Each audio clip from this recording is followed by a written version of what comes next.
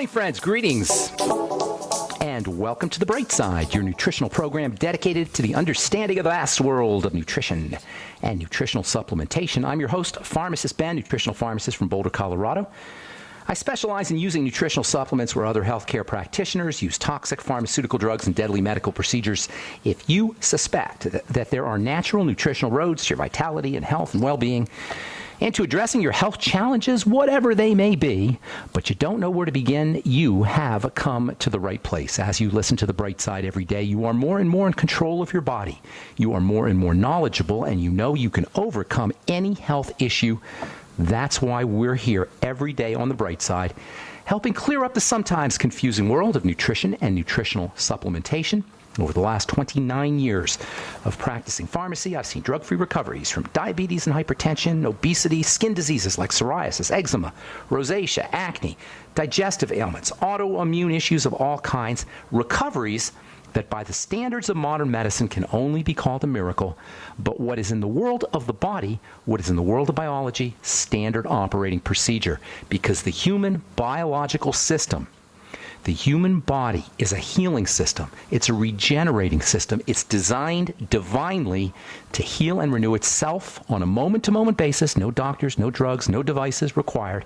It does it on its own, but it needs raw materials to do its work. And while this healing and renewing and regenerating system may be called a miracle by some folks, it really is just the way the body works. If you have questions about health or nutrition or prescription drugs, we're here for you. We welcome your phone calls on The Bright Side. 844-236-6010 is our number. If you have questions about something you read about, heard about, formulations, ingredients, the longevity products, skincare ingredients, we welcome your calls. Likewise, if you have a success story you'd like to share, or if you just want to contribute to our conversation, 844-236-6010 is our number. We'll get your calls in our second segment. At the bottom of the hour today, we're going to talk to Viktoras Kulvinskas, who is a holistic health practitioner, nutritionist, raw food celebrity, author, co-founder of the Hippocrates Health Institute, lecturer, chef, bishop of the First Christian Essene Church of Christ, and just an all-around good guy and a super, super, super knowledgeable man when it comes to taking care of health in a holistic, raw, God-given, divine way, just like we talk about on The Bright Side every day. Viktoras worked with Ann Wigmore, the wheatgrass lady. He's just an incredible human being, and I'm very excited. We'll be talking to Viktoras Kulvinskas here in the bottom of the hour. So get on board early. We'll get your calls here in our next segment. 844-236-6010 is our number. We'll talk a little bit of skin. Talk a little bit about the skin today. By the way, if you're interested in purchasing any of the longevity products you hear advertised on the program, head over to my websites, brightsideben.com or pharmacistben.com, or now criticalhealthnews.com, which is a blog I'm doing with George Norrie of Coast to Coast AM. That's criticalhealthnews.com, brightsideben.com, or pharmacistben.com. Of course, you can also call the phone team at 866-735-2470 if you've got questions, or if you want to sign up or purchase any products, 866-735-2470. So we'll get your calls here in our next segment. Please try to call in early, 844-236-6010. We're talking skincare on The Bright Side. We'll be doing that for a little bit. The skin as an icon, or as a microcosm of the whole body. What's true about the skin is true about the body. And this is the biggest mistake we make when it comes to addressing our skincare issues, is not understanding or not exploiting or leveraging the health of the body. The skin is part of the body, even though it doesn't appear that way. It seems counterintuitive. We seem to think we can just rub something on the skin and create a change in the health of the tissue. Can't be done, folks. Very few skincare problems are topical problems. It hardly ever occurs. When we think of the skin as consumers, we think like Helena Rubinstein. And we think like the manufacturers of skincare products, selling us wax and oil and water and perfume and pretty packaging and hope in a jar. And they're not going to encourage us to think any differently because they make a lot of money doing it. For those of you who don't know, Helena Rubinstein was a Polish immigrant who is considered the mother of the modern cosmetics industry. She came to the United States in the early 20th century when skincare meant painting for your face, mostly prostitutes. Painted faces on prostitutes. That was what skincare was when Helena Rubinstein first came to the United States in 1905 or somewhere in the first decade of the 20th century. And she was an entrepreneur, and she was a women's advocate.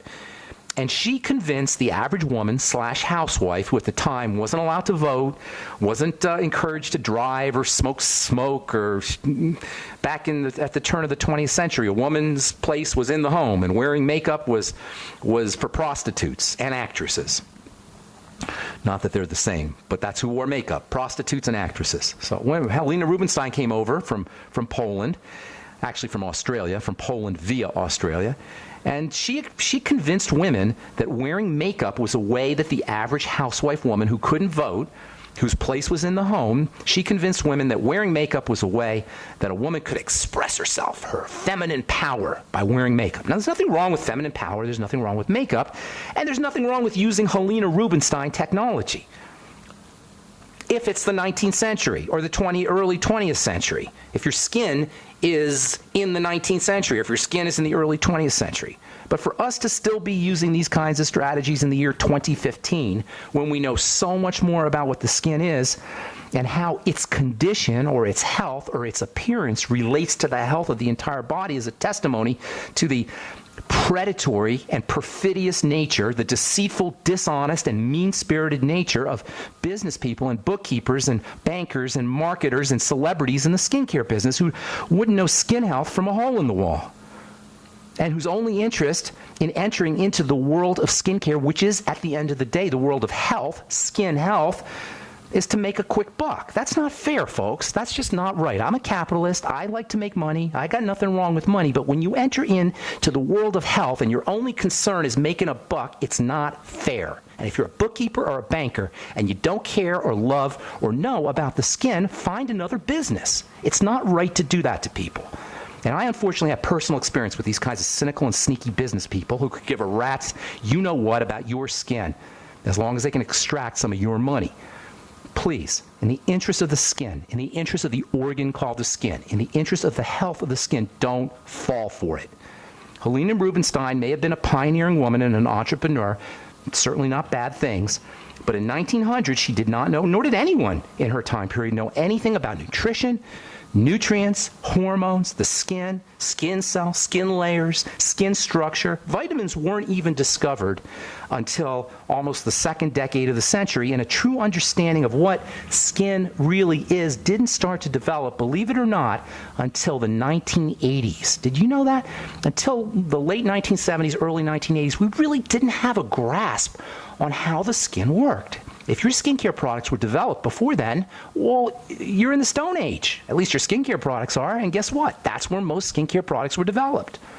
For us to still be using these kinds of primitive technologies and naive technologies to address skin health, skin care, which is really health care, is just not right. If you have a bad heart or a bad liver or a bad kidney, would you trust a bookkeeper or a banker to get you healthy? Would you rub a cream or a lotion or a serum on your heart or your liver because a bookkeeper or a movie actress or a banker or a marketer who ran or represented a company or endorsed a company that made liver lotions told you could rub this on your liver to make it healthy? Of course not. That's silly. But for some reason, we don't think of the skin as an organ. We don't think of beautiful skin, which is our right. We can all have beautiful skin. We can all have youthful, attractive skin, but we just don't think of it. We don't think of the tissue called the skin or the organ called the skin or the health of the organ called the skin as a reflection of the health of the body. We're looking for the beauty, but we haven't associated it with health. Well, guess what? Just like a beautiful body is beautiful body is a reflection of a healthy body, beautiful skin is a reflection of healthy skin, and we can all have it. We can all have beautiful, zit-free, wrinkle-free, psoriasis-free, eczema-free, rash-free, dermatitis-free skin that's moist and youthful and soft and tight and gorgeous. But it's not a beauty issue. It's a health issue. And that message is somehow not being promoted, and that's why I'm here, to remind us that the skin is not just a canvas for adornment. It is affected, and in turn, it affects the health of the body in general. Vitamin D is made in the skin, and that affects the whole health of the body. The skin converts sun energy into biochemical energy. Our skin is actually a solar panel that turns sun energy into biochemistry. So much that the skin does. All right, I'm Pharmacist Ben. 844-236-6010 is our number. You're listening to The Bright Side. We'll be back after this.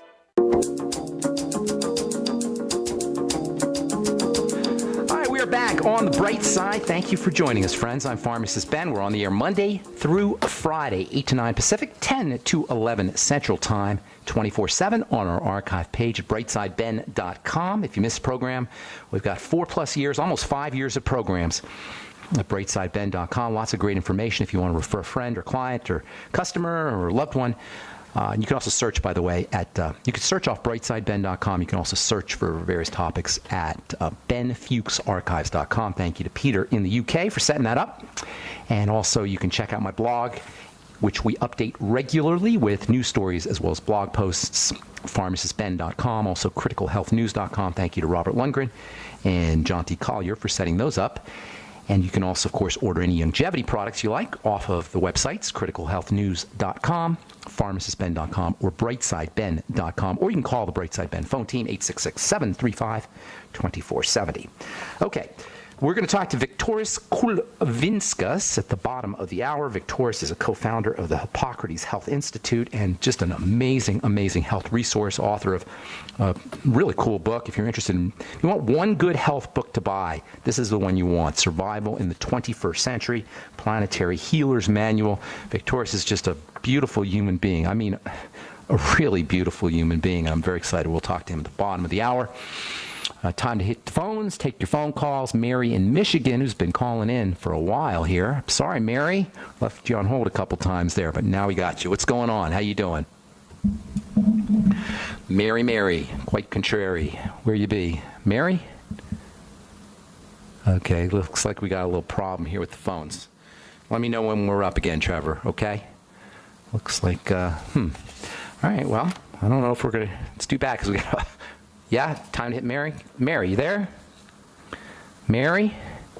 Okay, let me see if I get somebody else here. Not a problem with the phones? Mary? No. Okay, might be a problem with Mary. Okay, we're going to put Mary back on hold and go to Angela. What's up, Angela? Welcome to the Bright Side. Hi, Mrs. Ben. We spoke yesterday about oily skin and adrenal acne. I just wanted to call and finish that up. Okay. What's cooking? How can we help you? Did I leave you hanging on something? No, I just wanted to see regarding the stressors that could be affecting oily skin. Okay. Sugar is the most important. Yes, I remember talking to you yesterday. We talked on the air. Here's the thing. Oily skin needs to be regarded as a sign of stress. This is one of the generic ways the body responds to emergencies. When you think about it, the body has all these generic ways of responding to an emergency, whether that emergency is a credit card bill, or it's sugar, or it's digestive distress, or an autoimmune disease, or it's your husband or wife or family, or whether it's cancer, or whether it's a real lion about to jump on you and eat you. All of these are ways or causes of stress, and the body's responses are always generic. The blood will clot for one thing. The heart will beat harder for another thing. The blood vessels will constrict in some places and open in other places. You'll end up with hypertension. Your digestive system will shut down. Your immune system will become suppressed. These are all generic responses to stresses, whether the stress is a Snickers bar, or the stress is your boss, or the stress is the New World Order, or the stress is your dysfunctional family, or the stress is a lion about to jump and pounce on you and eat you. The body will respond to all of these stresses in the same generic ways. These generic ways are called the GAS, the generalized adaptation, or the GAR, the generalized adaptation response, or the generalized adaptation syndrome. It was all of these things are ways that the body responds to stress, and oily skin is one of these ways. So when you have oily skin, you got something that's burdening the body. It's usually not a lion, because there aren't any lions running around our cities and towns. Got any lions running around there in Florida? Probably not. But you probably do have sugar in your blood, or maybe you have an autoimmune problem, or a nutritional deficiency, or a hormone problem, or a psychological, emotional, or mental kind of stress. You follow me, Angela? Yes. I'm also wondering, does it... Well, hang on, sweetheart. Hang on. So what you want to do when you have oily skin is you want to regard it as something that's burdening the body. Now, you got to get rid of all the stressors, of course. Sugar is the biggest one, and sugar will make your skin oily pretty darn quickly, but there's also nutritional supplements that you can use, chief among which is vitamin B5, pantothenic acid, taken with the whole B complex, as we said yesterday. Zinc can also help you with dry skin, or with oily skin, and you can also use the zinc topically topically. Topical zinc oxide can suck up or mop up excess oil. So you can make your own zinc oxide powder, even just sprinkling zinc oxide powder right on top of the skin, or even mineral makeup, not to be used as makeup, but just as a way to sop up that excess oil. Also, bentonite clay can work as well. Those are topical ways to do it, but getting rid of the stress is the most important thing. I'm sorry, Angela, go ahead. Oh, no, I was just wondering, if you have adrenal acne, do you also have adrenal fatigue? Yeah, adrenal fatigue follows long-term adrenal stress, and adrenal acne is a sign of adrenal stress. So, yes, adrenal fatigue can follow adrenal acne, absolutely. Adrenal acne is caused by burden, adrenal glands that are working too hard, and then adrenal fatigue follows that. Okay. Okay, I'm going to be blogging about adrenal fatigue here. I'm going to put a blog post on adrenal fatigue on pharmacistben.com in the next few days, so you might want to take a look at that. Great, thank you. Okay, thank you so much, Angela. Hope we helped you. Vitamin B5 and zinc are your two go-to supplements for skin oils, and of course, getting rid of any stressors, especially sugar. Big-time toxin, big-time stressor. Okay, we got Mary in Michigan. What's up, Mary? How you doing? Hi, Pharmacist Ben. Well, I don't know. I keep trying to talk to you, and I'm having a tough time. Okay. I'm trying desperately to heal my gut and improve my good probiotics in there. Well, it's easy, Mary. It's easy. Mary, if it's not getting done, we're missing something. Well, now, I know. By the way, I went on a fast. I've talked to you before. I went on a fast. And I was on it, I guess I was on it for about 5-6 days, and I was supposed to call you back on Monday, and that whole week you had pre-programming, and so. I'm sorry. Anyway, so and I've tried to get back to you since, and. Well, I'm going to have to. We only have a couple more minutes because we got to guess. So I'm going to answer your question here, about leaky gut. It's very easy and very important. And by the way, our guest at the bottom of the hour, Viktoras Kulvinskas, is going to talk about leaky gut and about digestive health. So listen in for the next hour because he's an expert, a true genius about the digestive system. Can I ask you a question about her topic right off the bat? Yeah. I was reading in a book or I heard somebody where wheatgrass, the chlorophyll in the wheatgrass juice oxygenates your blood. It helps oxygenate the blood, absolutely. Plus, it's a source of magnesium. It's detoxifying. Wheatgrass is amazing stuff. We'll talk to Viktoras about it at the bottom of the hour. But here's the thing, Mary, that concerns me. Leaky gut is very easy to address. And digestive health is very easy to address. The digestive system is the system that transfers or converts food into human beings. Right. Food into biochemistry, food into us, and then throws the rest out as waste. And that's all it does, really. It converts food into human processes or human structure, and then dumps the rest out. So if you have a gut problem, if you have a digestive problem, you have a food problem. Right. That means when you stop eating food, number one, you're going to feel better. Right. And then number two, you're going to give your body or your digestive system a chance to recover. Now, you do need to have some supplements and some substances that will help repair the gut. Probiotics are extremely important. Fermented food is extremely important. Fiber, which acts to feed probiotics or feed good bacteria, is also tremendously important. So between fasting, probiotics, fiber, vegetables, and also perhaps things like the Z-radical, algae, polysaccharides, these complex sugars, healing the gut is really something that nature has designed for us because the gut is made to heal. All right, Mary, we got to go. If you can call back tomorrow, we'll get you first up. We got Viktoras Kulvinskas coming up at the bottom of the hour. I'm Pharmacist Ben. You're listening to The Bright Side.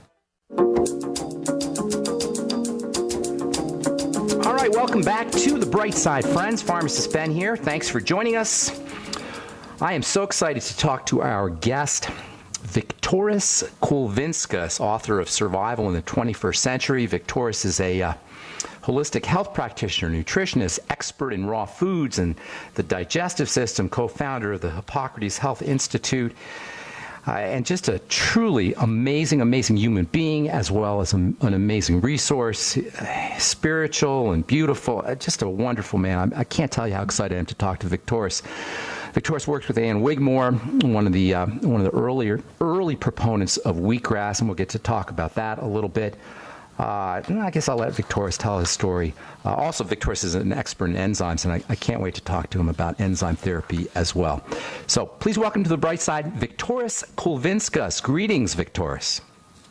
Greetings, Ben. It's such a pleasure to be initiated into your audience and family, and I look forward to a long-term relationship. I as well. Thank you so much, Victoria. So, your reputation precedes you. You've got so many accolades, and your bio is so dense and packed with stuff. But I want listeners to understand how a regular guy like yourself, who European, just born as a regular person, all of a sudden, how did you develop this expertise? How did you go from being a regular person to a director of research and a proponent and an advocate of raw foods and truly a human health expert? What was the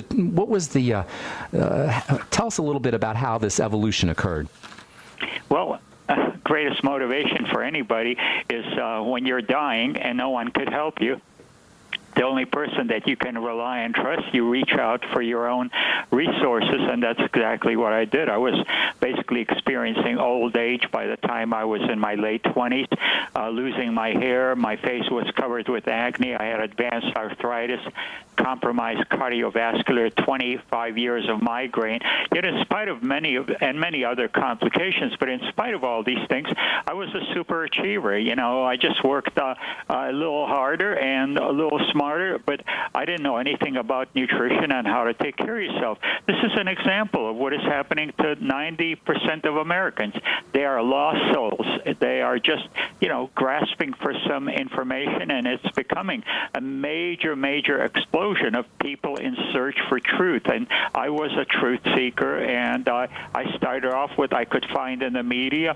Then from there, I ended up in the medical libraries. I spent close to 6 years at Harvard Medical Library, spending usually between minimal 3 hours up to 8 hours a day. And that was an ongoing relationship, research. And now you can do all this, Google your way into knowledge and wisdom. All you have to do is make proper choices in the way you manage the information. So I had a good sense of what it was all about. I was raised on a farm and had a naturalistic oriented grandmother. So she gave me some sense of, what is right and wrong. And then there's the common sense, drinking 15 cups of coffee is not good common sense. And I was doing things like that. And just overall abusive, yet I was very strong constitutional, so I held up under the duress until I found a life raft and ended up trying to organize the information into something that is sensible. And as I organized, it turned into a 320-page manual, and of course, I made it quite cute with a lot of illustrations. People like pictures, and I hit the road like any rock star will hit the road. If you want to be a success, you got to go out to the people. So I spent about 3 years basically on the road promoting myself at anybody that would accept me, and continued to be, of course, very energetically involved with Hippocrates Health Institute that I co-founded with Ann Wigmore. So that was more or less the situation, going from college math instructor, then eventually I got a little bored with that, and I wanted something more exciting, and computers were just in a age of pioneering, so I joined one of the top firm, and initially worked at Smithsonian Astrophysical Observatory, and then from there to Phi, which was the top company, ended up doing a stock exchange at 200 to 1. So it was exceptionally exciting adventure, but I always followed my passion. I didn't trust other experts. That's one would say, you got to show me the proof, and nobody had anything to document themselves in the medical community, so I had to find the answers myself. And of course, we were creating miracles at Hippocrates. I saw diabetics becoming well in a matter of 2 to 3 weeks, including type 1 diabetic who was 25 years on insulin and went from 125 units to 0 in a matter of 3 weeks, and continued to do well as long as she managed her stress well. But the diet was everything. Now there's a 1-to-1 correlation between consumption of pasteurized dairy products by mother and or infant. And in terms of diabetic predisposition, I saw cancer conditions, because we created the nutritional environment, start becoming either regressed or totally well, depending on how much effort the individual applied themselves into nutritional detoxification. And now we have something even better. It's called holistic model, and that means addressing your spiritual, your emotional, your mental needs, as well as dietary, exercise, and of course, and as well as also what your life is all about, what it's meant to. So we're very holistically oriented, and live food is the best fuel, is the least affected in terms of from nature to your tummy. And the most nutritionally dense food are the sprouts, wheatgrass, indoor baby greens. The reason is they're at the immature, high rate of growth, and they have the highest density concentration of enzymes. And then, of course, the next thing is best for you is basically kimchi, sauerkraut. That is the ones that are unpasteurized because of the microbial cultures. And just remember, you're about 100 to 1 in a healthy individual. For every cell you have over 100 probiotic microbes inside of your gastrointestinal tract, as well as on your skin, mouth, eyes, hair, everywhere else. They're very important, but we'll talk about that. So more or less, personally motivated by trying to rescue myself from death and old age, and right now I'm in my late 70s, and wow. I did on Valentine's Day 400 push-ups. That's in sets of 50, of course, not as a one rep, but it's still pretty darn good. Are you still doing yoga? Absolutely, for 35 years, and continue to get more flexible. That's awesome. It's a very important in terms of spinal adjustment, detoxifying the internal organs, lining up your, you might say, chakras or glandular system, so you have optimum flow of energy throughout your body. And then the breathing exercises, pranayama, is of the highest importance because, oxygen has gone from, 1,000 years ago, it was in 40% in the air. Now it's close between 10 and 15, according to environmental journals in the city. So we don't get enough oxygen. Also, most people are anemic, so they don't have enough red blood cells and hemoglobin to transport oxygen. So Victor, we got to take a quick break. We'll continue when we come back. Okay, hang tight. Okay. Hold on to that thought. I'm Pharmacist Ben. We're talking to Viktoras Kulvinskas about raw food and good health. We'll be back on the bright side right after this. Don't go away. All right, welcome back to the bright side. Pharmacist Ben here. Thank you for joining us. We're talking to Viktoras Kulvinskas, author of the book Survival in the 21st Century, as well as a co-founder of the Hippocrates Health Institute. Viktoras has been a health advocate for many years. Oh my God, Viktoras, you hit so many hot buttons when you were talking before. Breathing and sprouts and raw foods and spiritual, mental, emotional, physical. I mean, these are all things we talk about here on the bright side. I want to ask you a couple of things, but before we get to that, give out your website real quick, Viktoras, and how can people get the book if they're interested in survival in the 21st century? I think the easiest would be just go to Amazon.com. Okay, that's for the book. And then how about if they want to, do you have a website if they want to find out more about you and more about your work? Then definitely I would suggest going to YouThing, youthing.com. Youthing.com. Okay, so we have a lot of listeners, Viktoras, who are suffering with degenerative diseases, dying, accelerated aging, dying, confronting death, pain, all kinds of misery. And I talk to them every day. You do as well. What do you want folks to know as far as the top few things that they can do if they're dealing with a degenerative crisis, or they've been told they're going to be on a prescription drug for the rest of their life, or they're just not getting better? What are 2 or 3, 1, 2, 3, 4 top things that they can do to begin to turn things around, to access their body's built-in natural healing capabilities? Well, first of all, I would turn to whatever faith they have. and basically develop much more trust that there is a solution, there is a natural solution. The first place is faith and trust that there is an answer. Secondly, increase your hydration. Third, start eating only organic foods. Fourth, go toward become as much as possible vegan diet. Then next, I would suggest greens, emphasize greens, and above all, the best supplement to take, because the number one cause of all degenerative diseases, and this is in my book, in my book, Food Enzymes for Health and Longevity. It is documented from all the resources, is digestive disorders. Digestive disorders are related to enzyme exhaustion. So if you can start taking quality enzymes, you're going to make a big difference in your overall health. And then, of course, go out for a walk, a little bit of exercise. All these things are key, as well as whatever else you might add. Is there anything in terms of degenerative diseases that is not reversible, in your opinion? Yes, there is.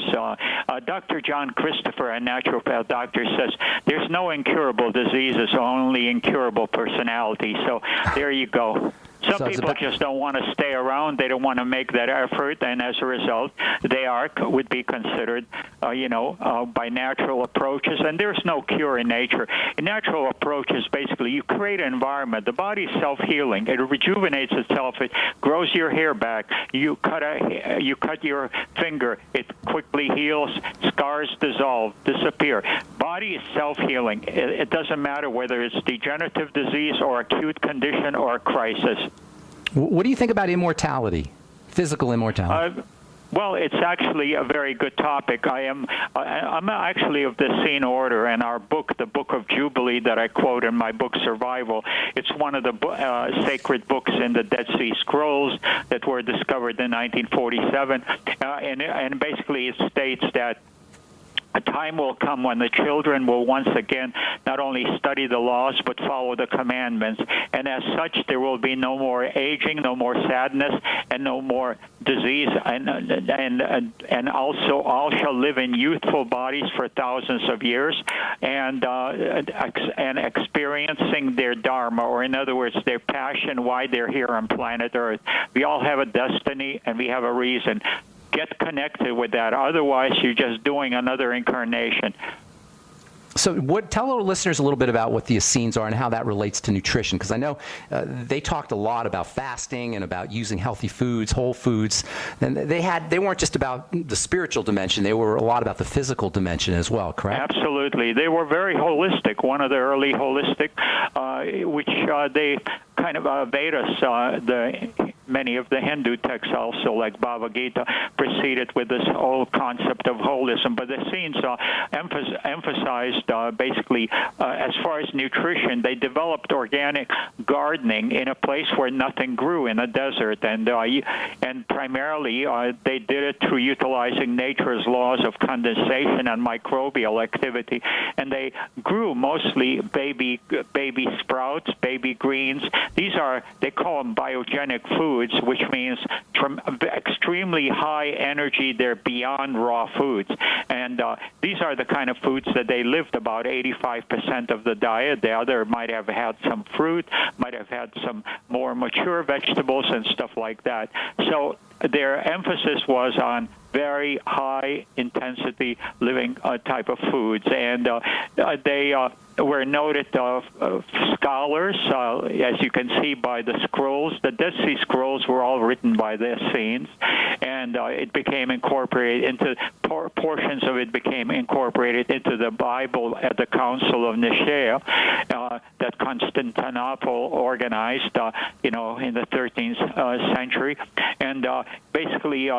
They also were noted great healers. But one of the outstanding features that would be of interest to everybody, historian Josephus noted that the longevity of the the Essenes was 400% longer than the rest of the Mediterranean area. We're talking about southern Africa, southern part of Europe, northern Africa, and the rest of the Mediterranean area. So they were very healthy, very vital, and most of the people who came into a Essene community, they were quite sickly, and then they loved the way of life. They ended up taking on residency, but they had many people who also lived in the cities. So we adopted many of those practices, and the Hippocrates Health Institute nutritional program is very much like the Essene nutritional program. Not only that, but you find in the Dead Sea Scrolls, wheatgrass was already mentioned. That was found in the catacombs of the scrolls that are found in the Vatican Library, and Professor Edmond Zekeli, who was basically the modern 21st century Essene revigorator, and he spoke 5 ancient languages, and he spoke Aramic, and one of the many scrolls that he found it's now called Essene Gospel of Peace, Volume 4, and basically all about wheatgrass and all the powers it had within it, and we're all discovering it. I mean, you drink that wheatgrass, it sends like lightning through your body. It's true. Of energy and vitality. And Victorious, we only have about a minute, but I want you to talk a little bit about wheatgrass, and we only have a minute, so just hit the high points, and we're definitely going to have you back on, and we'll talk about a lot of other things. I want to talk about enzymes, I want to talk about algae, I want to talk about fasting, but we only have about a minute. Give us some of the highlights about wheatgrass, why it's so important. Well, first of all, it's a food that you can grow at home. Every vegetable you buy in the grocery stores, unless you buy locally, but even there, it's probably a day or two old. The other stuff will be 3 to 5, could be 3 to 5 weeks old.